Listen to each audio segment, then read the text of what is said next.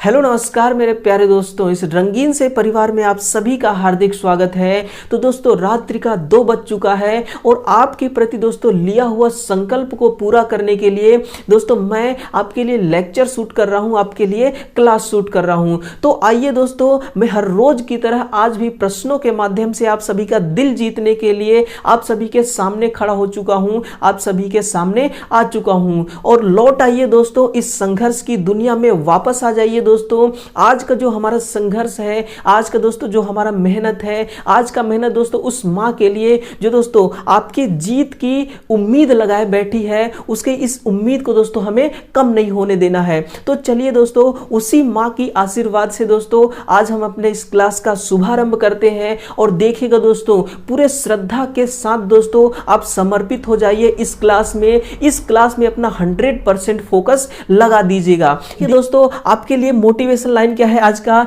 कि मुसीबत से तू डर या खौफ ना कर, तू जीतेगा जरूर एक दिन, बस आज हौसला रख। और दोस्तों अगर आपकी हौसले में दोस्तों क्या, अगर आपके हौसले में दोस्तों जान है तो दोस्तों ये जहान भी झुकेगा, ये आसमां भी दोस्तों आपके हौसले के आगे जरूर झुकेगा। तो चलिए दोस्तों, इसी मोटिवेशन लाइन के साथ दोस्तों पूरे मन से दोस्तों और पूरे तन से हम इस क्लास को शुरू करते हैं। और देखिएगा पहला क्वेश्चन दोस्तों निकल करके आपके सामने आता है। और ध्यान रखिएगा दोस्तों, आपको नोटबुक और कलम दोस्तों अपने पास में रखना है। और सबसे पहला काम क्या करना है दोस्तों, इस क्लास को भी पूरे दोस्तों श्रद्धा के साथ इसको शेयर करना है और अपने दूसरे दोस्तों तक पहुंचाना, आपको इतना बस काम करना है। देखिएगा पहला क्वेश्चन है दोस्तों ट्रांसफार्मर से संबंधित, और जो कि दोस्तों इसी प्रकार के क्वेश्चन आपके एग्जाम के लिए पूछे जाते हैं। आप दोस्तों इसको डबल स्टार लगाइए। क्या करिए दोस्तों, इसको आप डबल स्टार लगाइए, फिर पढ़िए क्वेश्चन को कि ट्रांसफार्मर जैसे युक्तियों के हानि को कम करने वाली मुख्य बात कौन सी है। क्या वो स्टैटिक युक्ति है, क्या वो डायनामिक युक्ति है, क्या वो अर्ध डायनामिक, या उपरोक्त में से कोई नहीं। तो दोस्तों आंसर ऑप्शन नंबर ए को मैं करेक्ट करके आपके हवाले दोस्तों 1 नंबर कर देता हूं। यानी कि ये क्या है दोस्तों, ट्रांसफार्मर हमारी एक प्रकार की स्टैटिक युक्ति है। अब सुनना दोस्तों, युक्ति जो भी हो, है ना, सुनना दोस्तों, युक्ति दोस्तों जो भी हो, युक्ति 2 प्रकार के होते हैं। अब दोस्तों ध्यान देना, युक्ति 2 प्रकार के होते हैं ना, तो इसमें लॉस भी 2 प्रकार के होते हैं। अगर दोस्तों आपका गतिशील युक्ति है, कौन सी युक्ति है दोस्तों, अगर आपकी गतिशील युक्ति है और एक दोस्तों स्टैटिक युक्ति है ना, एक स्टैटिक युक्ति है, तो ध्यान रखना दोस्तों, जो आपकी स्टैटिक युक्ति है ना, इसमें दोस्तों केवल इलेक्ट्रिक लॉस होती है। कौन सी दोस्तों, इसमें केवल इलेक्ट्रिक हानि होती है। नोट करना दोस्तों, इसमें केवल इलेक्ट्रिक हानि, लेकिन इसमें दोस्तों इलेक्ट्रिक और यांत्रिक, है ना, इलेक्ट्रिक हानि के साथ साथ दोस्तों इसमें यांत्रिक हानि भी होती है। कौन सी हानि दोस्तों, यांत्रिक हानि भी होती है। और इसी के साथ में नोट करना माय डियर, नोट आपको क्या करना है कि दोस्तों अगर आपको कंपेयर करने के लिए बोल दिया जाए कि जो इलेक्ट्रिक हानि है, कौन सी दोस्तों, अगर जो इलेक्ट्रिक हानि है, इसमें से इलेक्ट्रिक हानि को अगर हम यांत्रिक हानि के साथ तुलना करें, किसके साथ दोस्तों, यांत्रिक हानि के साथ, तो कौन सी हानि है जो दोस्तों किसी युक्ति को अधिक नुकसान पहुंचाती है, तो वो है दोस्तों यांत्रिक हानि। कौन सी दोस्तों, वो यांत्रिक हानि कहलाएगी, क्योंकि दोस्तों इलेक्ट्रिक हानि कम प्रभाव पहुंचाती है किसी युक्ति को। तभी दोस्तों इलेक्ट्रिक हानि इसमें होने के कारण इसकी जो दक्षता है ना दोस्तों, वो कितना होता है, 95 से लेकर के 98% की दक्षता इसीलिए होती है। अगर दोस्तों इसमें मैकेनिकल लॉस भी होता, यानी कि यांत्रिक हानि भी होती दोस्तों, तो इसका ये जो दक्षता आपको दिखाई दे रहा है दोस्तों, ये दक्षता घट के कम हो जाती। इसलिए दोस्तों मोटर की जो दक्षता होती है ना, वो कम होती है, क्योंकि उसमें इलेक्ट्रिक दोस्तों और यांत्रिक दोनों हानियां इंक्लूड होती है। तो इसका आंसर क्या होगा दोस्तों, स्टैटिक युक्ति इसका करेक्ट आंसर होगा।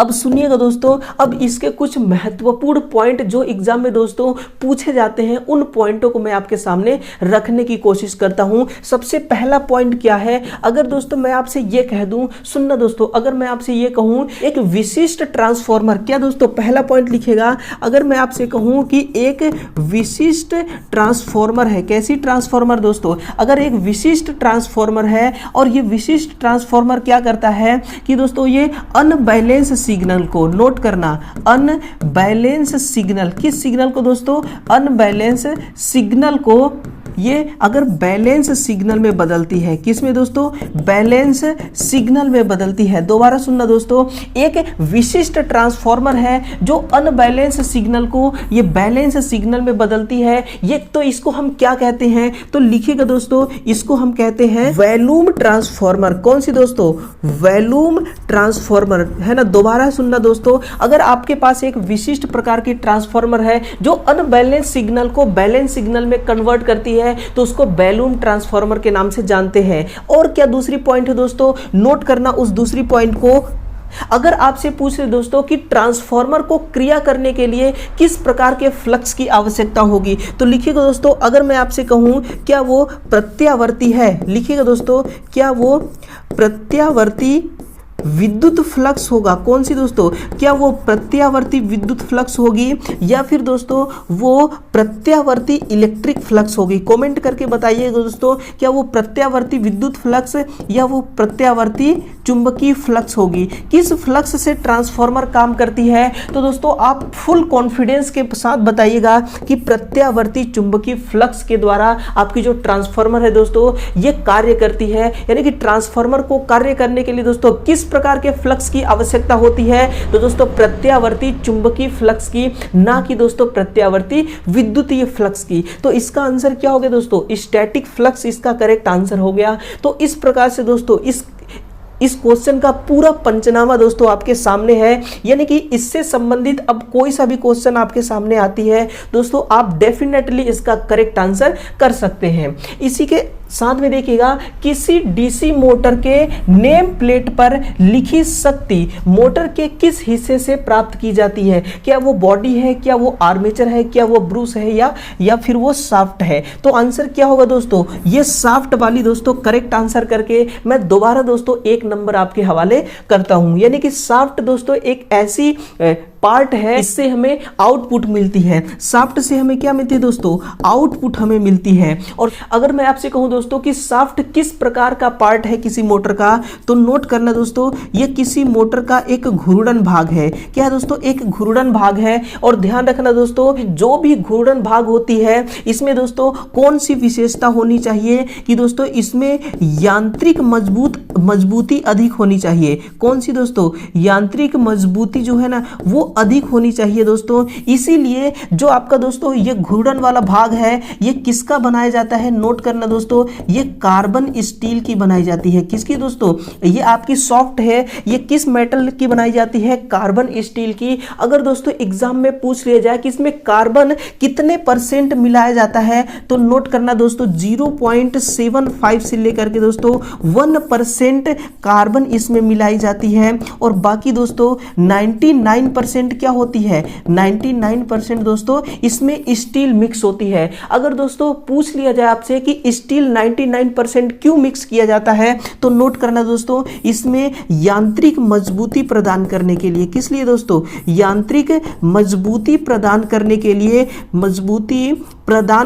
लिए, और दोस्तों दूसरी बात क्या है कि दोस्तों हमें इसको क्या बनाना है, जंग मुक्त बनाना है। कैसा दोस्तों, हमें इसको जंग मुक्त बनाना है। इसीलिए दोस्तों हम कभी नहीं चाहते दोस्तों कि इसमें जंग लगे, और जंग मुक्त बनाने के लिए हम क्या करते हैं दोस्तों, इसमें स्टील मिलाते हैं कितना, 99%, और बाकी दोस्तों 0.57 से लेकर 1% इसमें कार्बन मिलाई जाती है।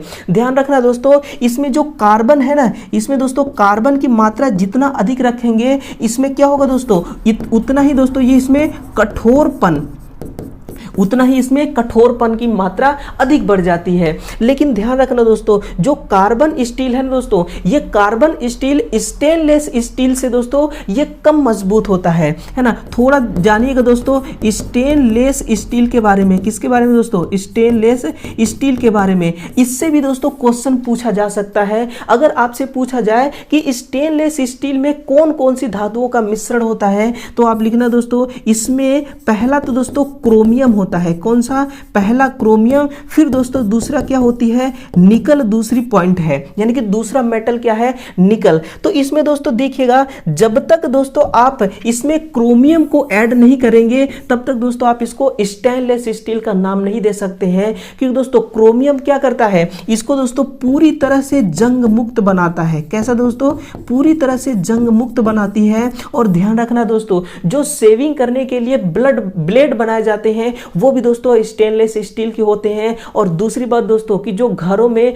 जिस बर्तन से हम खाना खाते हैं वो भी दोस्तों स्टेनलेस स्टील के बने होते हैं, जिसमें दोस्तों क्रोमियम की मात्रा को अधिक रखा जाता है और निकिल की मात्रा को दोस्तों कम, ताकि इसमें जंग ना लगे। आप देखेंगे दोस्तों कि खाना खाने वाली थाली में कभी भी जंग नहीं लगती है। बाय द वे दोस्तों, किसी कारण से, नमी के कारण से लग जाती होगी, लेकिन 99% चांस होता है दोस्तों इस स्टेनलेस स्टील में किसी भी प्रकार की कोई दोस्तों उसमें जंग नहीं लगती। तो जंग मुक्त बनाने के लिए हम क्रोमियम का निर्माण क्रोमियम को ऐड करते हैं। बाकी दोस्तों निकिल से स्टील भी बनाई जाती है। और कार्बन स्टील में देखिए, कार्बन की मात्रा को हम अधिक रखते हैं, किस उद्देश्य से, कठोर, ताकि दोस्तों ये क्या है, शाफ्ट हमारी एक घूर्णन भाग है, हाई स्पीड से जब भी घूमेगी तो दोस्तों कहीं ये ब्रेक ना हो जाए, कहीं हैवी लोड के साथ ये टूट ना जाए, इसलिए दोस्तों इसको कठोर बनाने के लिए हम कार्बन मिलाते हैं और स्टील का निर्माण करते हैं, है ना। तो इसका आंसर क्या होगा दोस्तों, शाफ्ट इसका करेक्ट आंसर होगा।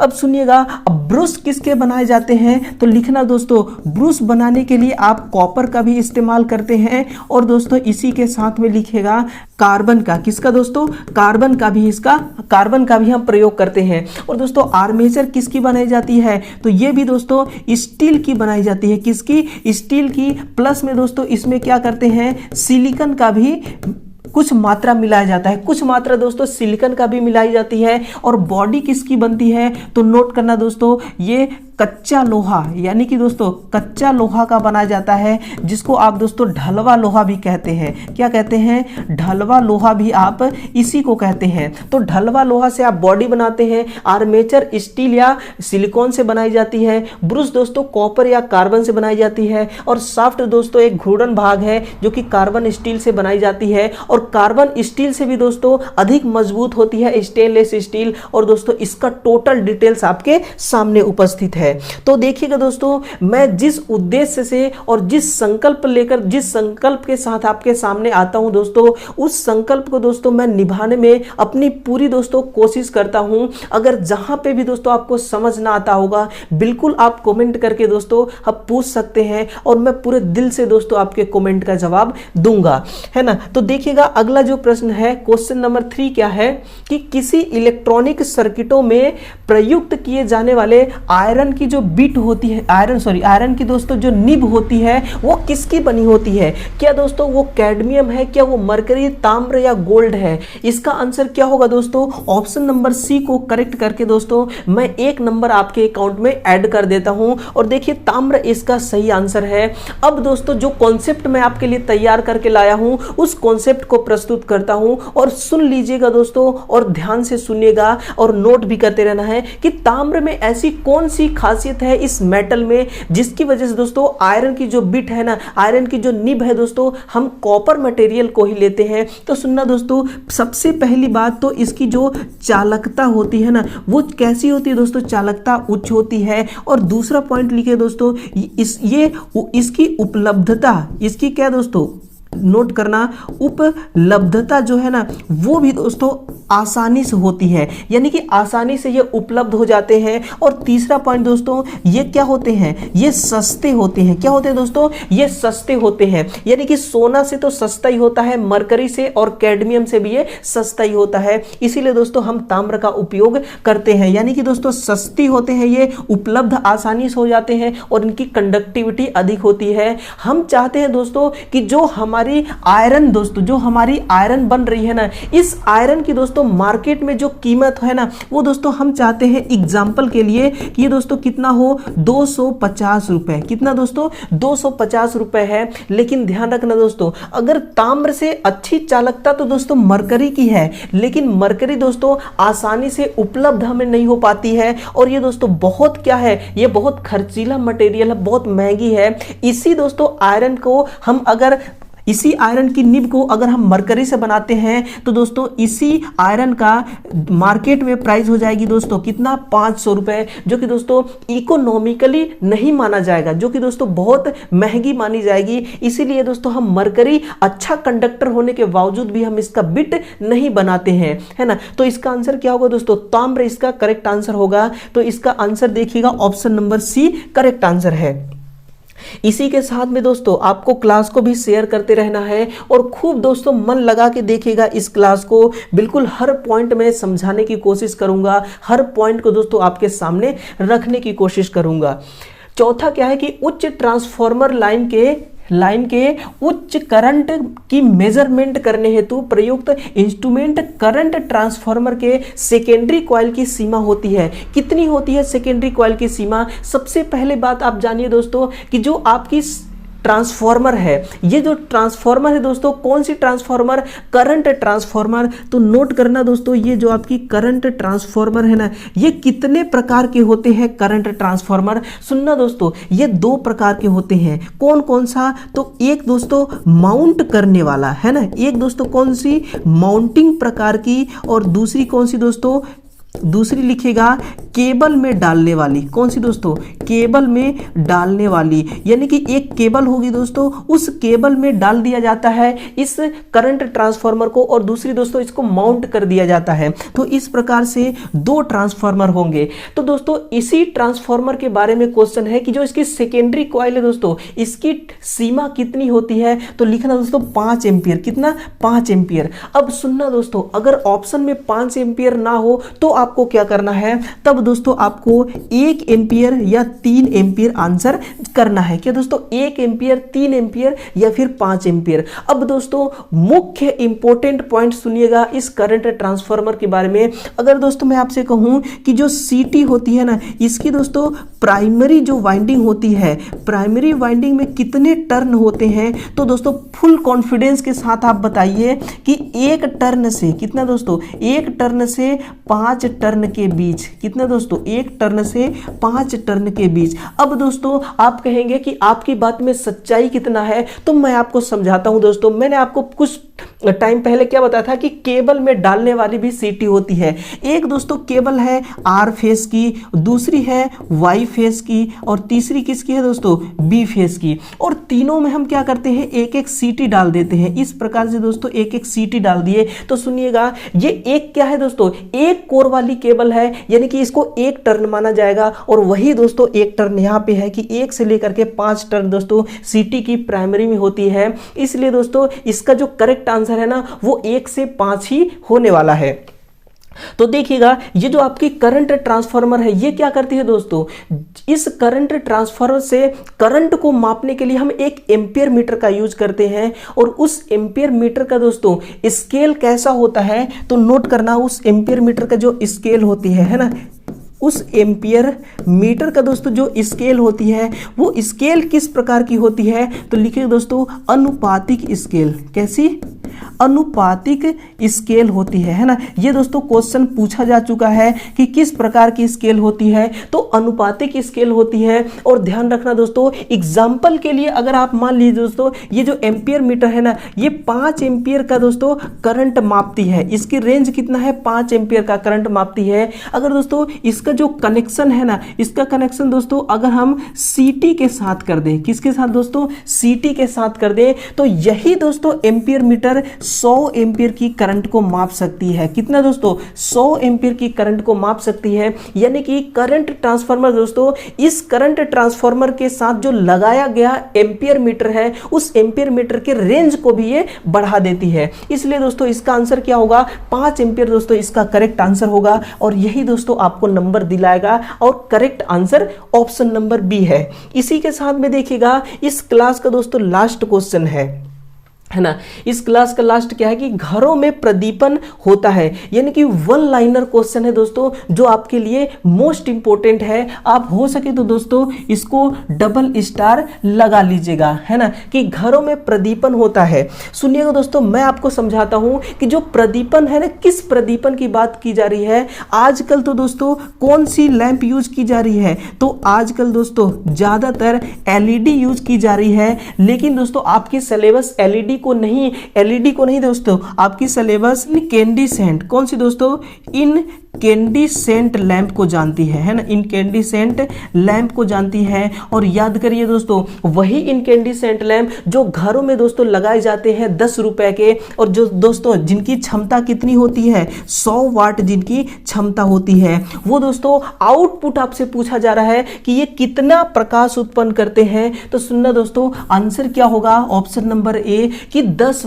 कितना दोस्तों, 10 लुमेन प्रति वाट, यानी कि दोस्तों 100 वाट है, आप गुणा करिए 10 से दोस्तों कितना होता है, 1000 वाट। कितना दोस्तों, 1000 वाट, सॉरी 1000 ल्यूमेन, यानी कि 1000 ल्यूमेन का दोस्तों प्रकाश उत्पन्न करती है। कौन दोस्तों, जो दोस्तों 100 वाट का लैंप है, जो 10 रुपए की आती है, वो 1000 ल्यूमेन की प्रकाश उत्पन्न करती है, जो 100 वाट की होती है। और यही आपसे पूछा गया है, इसलिए दोस्तों क्या आंसर होगा आपका, ऑप्शन नंबर दोस्तों ए इसका करेक्ट आंसर होगा। तो इस प्रकार से दोस्तों 5 प्रश्नों का खात्मा होता है। और आप दोस्तों कमेंट करके बताइए कि ये क्लास कैसा लगा आपको। और उम्मीद है दोस्तों कि जो कॉन्सेप्ट आपके लिए मैं तैयार करके लाया हूं, वो कॉन्सेप्ट बहुत अच्छा लगा होगा, आपको बहुत पसंद आया होगा। जरूर दोस्तों आपके दिल को ये छू गया होगा। तो दोस्तों अगर आपके दिल को छुआ होगा तो आप जरूर कमेंट करिएगा। और दोस्तों हर रोज आपको क्या करना है दोस्तों, सुबह 7 बजे आना है इस क्लास को अटेंड करने के लिए। और हर रोज आपको आना है और एक संकल्प लेकर के दोस्तों इस क्लास को देखना है।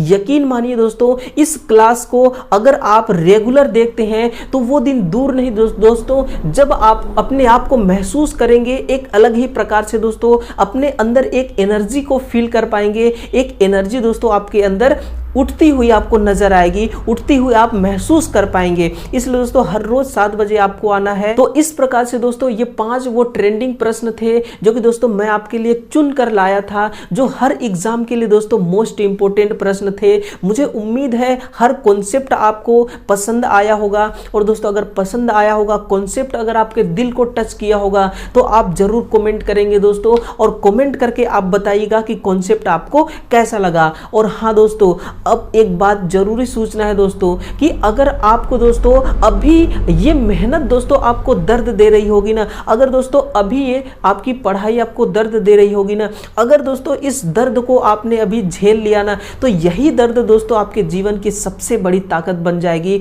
और ध्यान रखना दोस्तों, आपको लगातार मेहनत करना है, आपको रुकना नहीं है दोस्तों, आपको झुकना नहीं है, और लगातार दोस्तों आपको आगे बढ़ते रहना है। तो इंतजार करिएगा दोस्तों, कल फिर से उन 5 ट्रेंडिंग प्रश्नों को देखने के लिए लौट के वापस आइएगा दोस्तों सुबह 7 बजे। और आना मत भूलिएगा दोस्तों, लौट के आपको जरूर दोस्तों इस संघर्ष की दुनिया में आना है, और संघर्ष करते हुए दोस्तों अपने जीवन को एक मुकाम तक ले जाना है। तो इसी लफ्जों के साथ दोस्तों इस क्लास को हम समाप्त करते हैं। कल सुबह दोस्तों दोबारा मुलाकात करेंगे, ये दोस्तों मेरा आपसे वादा रहा। तो चलिए कल सुबह फिर से मिलते हैं दोस्तों एक नए अंदाज में, एक नए ट्रेंडिंग क्वेश्चनों के साथ, और एक नए कॉन्सेप्ट और एक नई उम्मीद के साथ। तो चलिए दोस्तों कल सुबह फिर से मिलते हैं, आना मत भूलिएगा। चलिए दोस्तों, थैंक यू, धन्यवाद, बाय बाय दोस्तों, अपना ख्याल रखिएगा, थैंक यू।